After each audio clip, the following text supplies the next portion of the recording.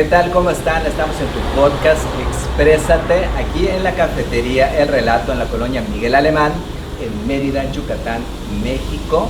Estamos en la cuarta temporada de estas personalidades que han venido aquí a la cafetería. Y todos los videos los puedes ver en YouTube, Luis Beiti Escritor. Y ahora me da mucho gusto de presentar a nuestro nuevo invitado. Él es un escritor, su nombre es Jorge Manzanilla Pérez, tiene varios libros. Ahorita vamos a hablar de algunos de ellos, pero antes que nada le doy la bienvenida. Bienvenido, Jorge. No, muchas gracias. Finalmente ya estamos Sí, aquí. Al fin. Al fin. Sí, porque hemos tenido varios eventos, algunos eventos culturales, hemos coincidido, hemos estado, también ahorita platicamos un poco de ello. Y de alguna manera pues hemos estado en algunas cafeterías igual platicando. Y me da mucho gusto porque es una persona que ya tiene bastantes años en cuestión de lo que es la cultura y la literatura. Él, por ejemplo, estudia la licenciatura exactamente en literatura. Él es maestro, estudió la maestría en escritura creativa y en cuestión doctorado. Tiene estudios culturales en la Universidad de Arizona. A mí me encantaría saber, Jorge, por ejemplo, cuando en cuestión niño, adolescencia, esa época, vamos a irnos un poquito hacia atrás, no solo cómo era, sino te llamaba la atención eso de la escritura, visualizabas de alguna manera, dices, me encantaría ser escritor o escribir algo en cuestión de literatura. ¿Cómo era tu infancia? Fíjate, Luis, que mi acercamiento a la literatura fue muy extraño. Realmente mi acercamiento a la literatura fue a partir de un acontecimiento, ¿no? En ese caso fue el huracán Isidoro. Ajá. Yo estaba en casa de mi abuela, ella tenía libros, ella era gran lectora, toda su vida fue gran lectora, y me quedé sin luz, sin nada, sin agua, y estábamos aburridos, mi hermana y yo. Entonces empezamos a agarrar algunos libros y agarré, el primero era El Padrino, después un guión de Hitchcock, después Stephen King, después Arreola, después Sabines, y empecé a leer como loco en ese huracán. Y a partir de ahí pues regresó toda esa normalidad y seguí leyendo, no volví a parar. Ya la escritura fue después.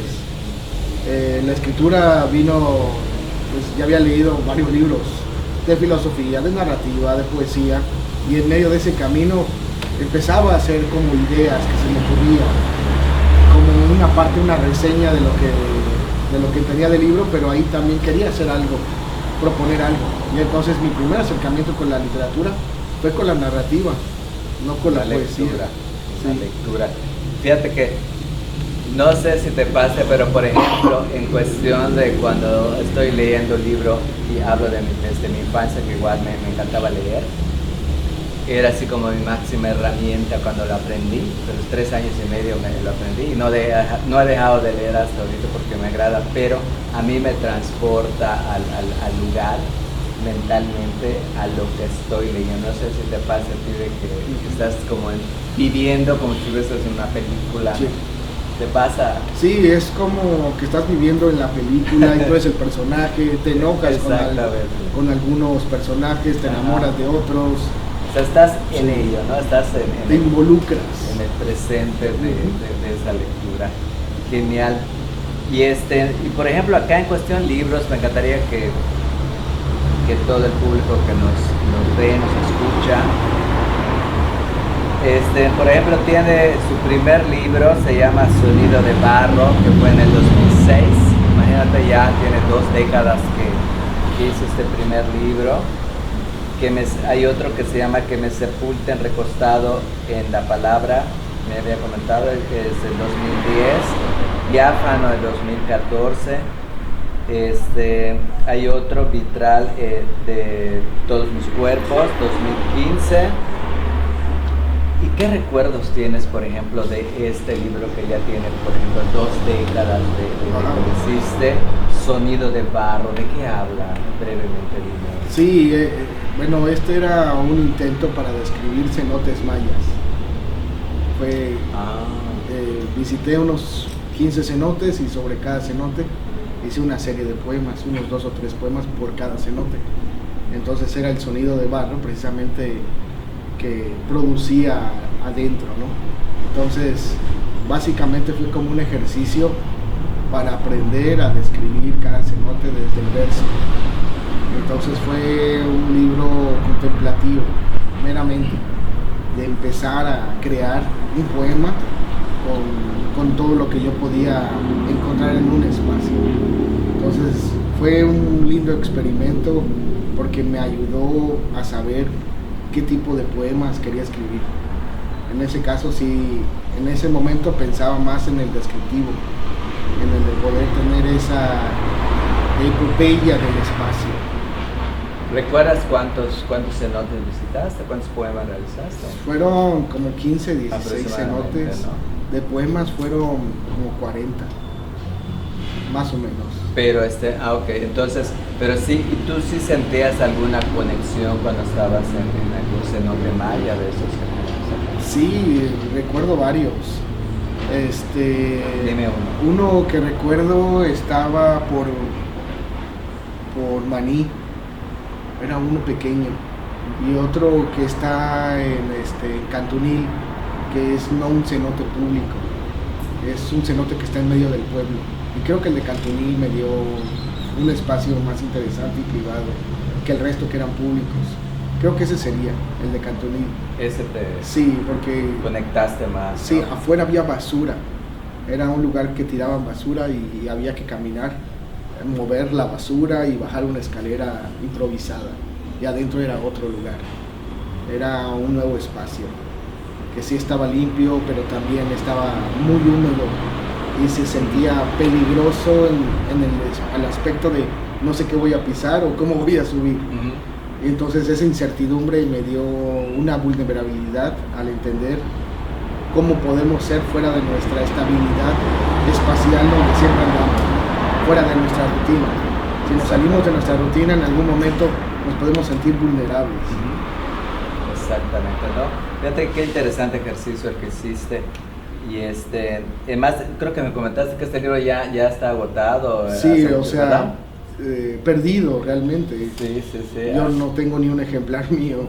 O sea, se perdió. Habría sí. que retomar sí. ¿Verdad? Porque sí, lo que le llaman en internet Lost Media. Ajá, se volvió un Lost Media ese libro. Ya no lo tienen. Y por ejemplo, en este que hablas dice que como dice, que me sepultan recostado en la palabra. ¿Ese de qué nos habla este libro? Este libro fue antecesor de otro que se llamaba Escarnio. Entonces están conectados los dos en el aspecto de burlarme de elementos pop de la vida diaria, ¿no? De programas de televisión, de rutinas, de música, de todo lo que podría procederme como identitario en un momento especial, como de un joven, ¿no? Que está buscando identidades para ser algo. O sea, el chico que quiere ser dark, el chico que quiere ser punk, que quiere ser emo, teria, no sé. Cada uno quiere ganar algo. Entonces, quiere pertenecer a un grupo, ¿no? Sí, y crear una comunidad a partir de ese grupo, o acercarse a una comunidad a partir de ese grupo. Entonces era también una mofa de pertenencia, porque no solamente de jóvenes lo hacemos, de adultos también. Sí. Y mucho de adultos se hace, pero con una ideología, a veces política o religiosa, queremos pertenecer ahí. O sea, siempre buscamos ese lugar de comuna, con un fin específico. Exactamente, sí. O sea, lo hacen los adolescentes, pero también de alguna manera los adultos, de diferente manera, pero sí, lo maduramos de otra manera. Bien, igual y que se llama Diáfano en el 2014. Sí, fue galardonado por el José Díaz Bolio. Y de ahí lo publicó Tierra Adentro, creo que en ese año. Y este libro fue de experiencia del Hospital Orán. ¿Sí? Sí, partió de una anécdota graciosa, incómoda. Ajá. O sea, yo sufría de desmayos en ese entonces. O sea, te pasó a ti. Sí. Y de ahí ya nace un libro, ¿no? Como anécdota se convierte en un libro. Se ¿no? convirtió de la anécdota al libro. O sea, yo sufría de desmayos, caí a Lorán por situación de que me llevaron ahí. Y lo curioso y lo chistoso, cómo fue que me dializaron de un desmayo. Y nunca entendí. Y yo desperté y digo, ¿por qué carajos estoy dializado? Solo me caí, me desmayé y llega el médico y me pregunta, oye, ¿estás dializado? ¿Quién te dializó? No sé, pues pensé que me iba a explicar usted. Y entonces me pareció chusco, pero incómodo al mismo tiempo. Claro. O sea, como que me dio risa, pero después me preocupé y de ahí empecé a preguntar a enfermeras, pues hacer como entrevistas o algo, porque parte de mi formación también tiene que ver con el periodismo. Ajá, claro. Y preguntaba cosas como, oye, ¿dónde ponen a la gente terminal? Datos curiosos de urgencias. Y de ahí me dijo, no, es que tenemos una camilla especial, que es la número 23, es el blanco 23, es un código. Entonces de ahí salió el nombre Diáfano 23. Ah, pero tiene el número, ¿no? Sí, porque es la camilla especial de la camilla de urgencias para enfermos terminales. Entonces, para no mezclarlos con los otros, me basé en eso y de ahí, de las anécdotas que fui recuperando de las enfermeras y enfermos en 3 días que estuve. O sea, nunca te imaginas estar en el Hospital General, que es el Hospital Lorán aquí en Mérida, Yucatán, y tener una cuestión de salud, y de repente, pues, ni sabías tu diagnóstico y ya estabas dializado. Digo, sí. Por eso un signo de interrogación aquí, ¿qué me pasa? ¿Por qué hicieron eso? Por supuesto que... Pero bueno, tú como periodista y escritor... Tienes que agarrar algo de ahí. Entonces, claro, de esa experiencia la llevas a un libro. Excelente. Muy bien, y esta que dice Vitral de todos mis cuerpos de 2015. Ese fue el siguiente libro. Y de ahí pasaron 10 años hasta el último libro que escribí ¿sí? Recientemente. Este de Vitral de todos mis cuerpos lo publiqué en Toluca, en el Estado de México, y fue basado en parte de mi quehacer periodístico en recopilar relatos de asesinatos entre homosexuales. Entonces recopilé varios datos de lesbianas y gays que se mataban, pero siempre había una incertidumbre en el caso y me llamaba mucho la atención esta connotación que llaman crimen pasional. Cuando no lo pueden registrar o no tienen más datos, y si es una pareja es crimen pasional. Crimen pasional y ya. Y ahí quedaba, y entonces estaban muy ambiguos los casos. Entonces escribí sobre eso usando el verso, pero también la nota periodística. Combinaste. Y entonces nació ese que era un vitral, precisamente, de elementos y de historias. Vitral de todos mis cuerpos. Y me dices que pasaron aproximadamente 10 años para mi siguiente publicación. Hasta tu publicación. ¿Cuál es el nombre de tu publicación? El último fue Negra Efeméride. Esa es la que salió el año pasado. ¿La más actual? Sí. O sea, después de ahí... ¿Pero eso es de qué? ¿De poemas? Sí, de poemas. Entonces, tiene que ver con una reivindicación del poema patriótico, el que aprendimos en la primaria. ¿Es donde hablas del águila de la bandera? Sí. ¿Sí es ese? Sí, es ese. Hablo de los elementos patrióticos, históricos, y también hago un mapa de cada poema, va hablando de un estado, que también habla de un desaparecido, desaparecida del país, que no tuvo ninguna investigación, nunca se abrió una carpeta de investigación. Entonces, a través del poema quiero generar un archivo de recordatorio de cada caso y también recordar el símbolo patrio, ¿no?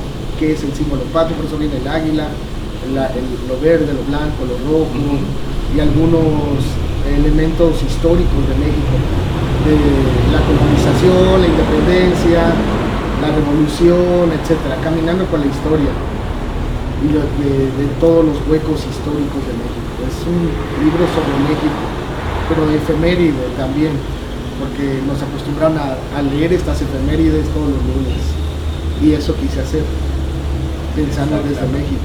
No, está interesante porque allá mezclaste tu parte de investigador, de periodista, de escritor de poema, ¿no? Sí. ¿No? Por eso ahí está una buena mezcla, una buena combinación de todo. Y claro, No, por supuesto, claro, o sea, interesante. Y por ejemplo, este libro, si lo queremos, ¿dónde lo podemos conseguir? Sí, este es el único realmente que se puede conseguir actualmente.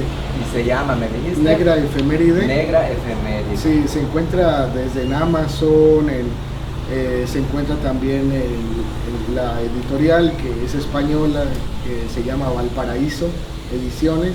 Ajá. En su página web también se puede rastrear. Entonces, por esos dos medios.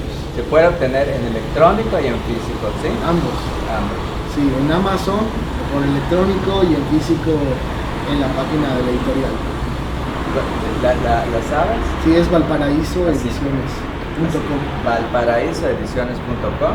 Y ahí si de repente les agradaría este libro de Negra Efeméride de Jorge Manzanilla Pérez, pues allá lo podrían conseguir en físico y en unos días te lo envían, ¿no? Sí, llega en una semana. Una semana. Sí, una semana aproximadamente. Y ya lo tendrían. Igual no quiero que se me pase de mandar saludos a Ondina, es una escritora en el cual estuvimos presente en la biblioteca Cepeda Peraza acá en Mérida, Yucatán. La presentación de su libro. ¿Verdad? Tuve el privilegio de que me invitara Jorge Manzanilla, Ondina, la escritora, y estuvimos allá en esta presentación tan interesante. Y fueron muchos medios de comunicación, lo cual me dio mucho gusto. Y le mandamos un saludo que mayormente ya está en Estados Unidos y en su momento viene a Mérida, Yucatán. Excelente. Y hay un premio varios premios, pero bueno, yo escribí uno que dice Premio Internacional de la Poesía Mérida 2015, pero me decías que tienes otros. Sí, el Díaz Bolio, tengo otro de aquí de Yucatán que se llama el de las letras, solo lo emitieron una vez. Tengo otro premio fronterizo que tuve cuando estudié en El Paso, Texas, que es el binacional. Y el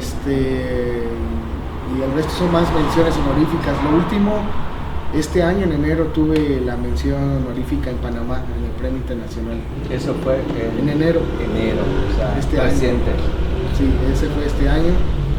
Y actualmente pues sigo escribiendo algunos libros que tengo. Ahora estoy escribiendo más que otros años. Que otros años. Que esos 10 años que dejaste en pausa, ¿no? Exactamente. No pasa nada. Sí. Uno se puede dar sus pausas tranquilo y la vida sigue y volver con más anécdotas, con más experiencias, con más madurez. Con más madurez. Y lo vas plasmando en texto y en su momento esto es para compartir. Sí, la ventaja que nos da la literatura no es como el deporte de la vigencia del cuerpo. Sí. No, por ejemplo, un futbolista, un beisbolista y todos ellos, es correcto, pero tiene un límite tu cuerpo físico para que tú rindas en esos de las grandes ligas y todo eso. Después hay que retirar. Nosotros no tenemos que cuidar mucho el cuerpo físico, la mente sobre todo, que esté lúcida, que estés en constante lectura, escritura y demás. Y pues puedes tener muchos años de edad cronológica, no hay ningún problema. Sí, o sea, Saramago escribió grande y tuvo el premio Nobel grande. Exactamente. Entonces eso no es como un impedimento de que mucho se nos ha inculcado de que hay que escribir desde joven para llegar a ser lo que eres actualmente. O sea, mucha gente ha escrito a la tercera edad y en esa tercera edad empezar a publicar y sacar obra. Claro, nunca es tarde y nunca es que tienes que escribir a los 20, a los 30, eso... O sea, está bien que se haga. Qué bueno, ¿no? Porque te mantienes activo en tu mente, en lectura, escritura y demás. Me encantaría, Jorge, ahorita que ya vamos a cerrar este podcast, Exprésate, me encantaría que les des un mensaje, tú como escritor, periodista, investigador, que has vivido varios años en Estados Unidos, has regresado aquí a México, a tu país, pero que les des un mensaje a todos estos jóvenes que nos escuchan en el canal YouTube Luis Beite, escritor. ¿Qué te agradaría tú como escritor y demás? ¿Qué te gustaría decir? Yo muchas veces esa pregunta me gusta mucho porque a veces hago esa regresión como qué consejo le daría a mi yo de hace 20 años. Ajá. Que necesitaba y no se lo dijeron, ¿no? Ahora, entonces, coméntalo, ¿no? viendo a ese yo o a alguien de esa edad, es precisamente es leer mucho, publicar poco, escribir mucho más. Es como la primera trinidad. Después, no a los grupos literarios, escribir en soledad. Porque la literatura es un ejercicio de soledad. No obstante, si hay una convivencia y sonoridad a veces entre escritores, pero el grupo literario en sí termina siendo un distractor que no proporciona nada a la vida e intelecto de un escritor en soledad. Creo que el primer principio básico sería ese: una vez de que esté formado, mantener esa soledad, convivir con esa soledad, madurar esa soledad. Puede llevarse con quien quiera, obviamente, pero escribir y estar alejado de todo grupo le va a dar una sanidad mental y más tiempo para leer y para escribir. Y un encuentro contigo mismo. Sí. Es muy interesante lo que tú dices, Jorge. La verdad que sí comparto este pensamiento. Y que le agrade, que bueno, y el que no le importa tendrá otros pensamientos también muy respetables. Sí. Pero sí es importante que esté en constante convivio con uno mismo. Sí. Reencontrarnos, viajar hacia adentro. O como Napoleón decía, defenderé tu verdad aunque yo tenga la razón. En fin, me encantó, me fascinó esas reflexiones que nos diste a todas las personas que nos ven, a muchos jóvenes de preparatoria y universidad que les encanta ver el programa, el podcast. Sí, que lean, escriban. Pues muy bien, pues ahora sí que ya tenemos que despedir. Me dio muchísimo gusto que hayas estado en este espacio. Jorge, me da mucho gusto porque no habíamos coincidido, finalmente se da y ya va a quedar plasmado, ya lo pueden ver cuando gusten, lo pueden compartir en el Facebook, en el WhatsApp, donde ustedes deseen. Pues muy bien, ahora sí que pues recuerda que estuvimos grabando aquí en la cafetería El Relato de la colonia Miguel Alemán en Mérida, Yucatán, México. Todos los videos los puedes ver en YouTube, Luis Beitia Escritor. Y estamos en nuestra 4ª temporada. Y pues ahora sí que él fue Jorge Manzanilla, yo soy tu amigo Luis Beitia. Solo me queda despedir este podcast Exprésate. Hasta la próxima. Adiós.